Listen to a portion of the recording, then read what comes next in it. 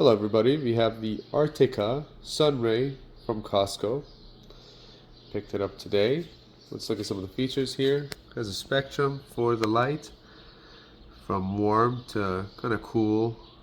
It says LED technology, dimmable, 50,000 hours, 4,200 lumens for I guess people that are into that, and selectable technology. Just I guess it allows you to move from warm to cool and the spectrum in between.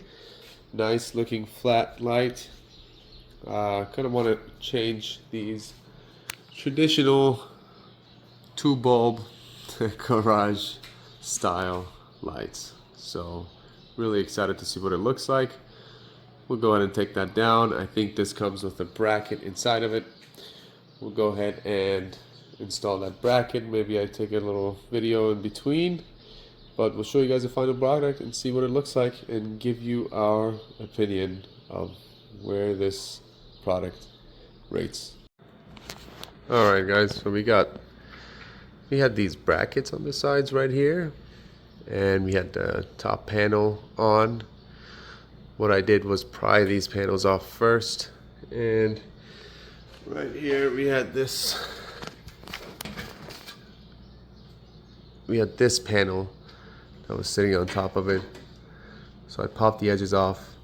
This metal bar you can grab with a plier and pull down, and it just brings this whole console down. And you got this, and you got these bracket screws you just got to take off. And after you do that, I'm sure the new light that we have, the Artika, would probably have its own template or bracket that we're going to put on.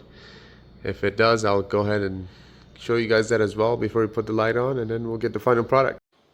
Alright, well here it is. This is the final product. I really do like it. It looks flush, much better than the previous 2-bulb version.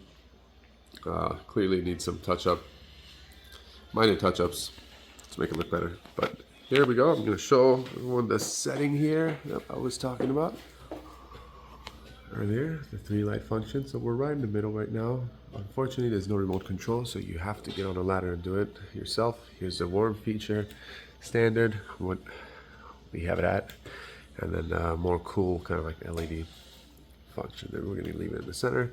I cocked around it. I think the only challenging thing about this project is that most places where you install a light or a fan have that inner bracket installed in the wall. Unfortunately, this one didn't. So what I did was kind of shorten the wires, tape everything, and push it in the wall. Probably not the safest thing to do. I don't recommend it, but it does get the job done. Alrighty, thank you for watching.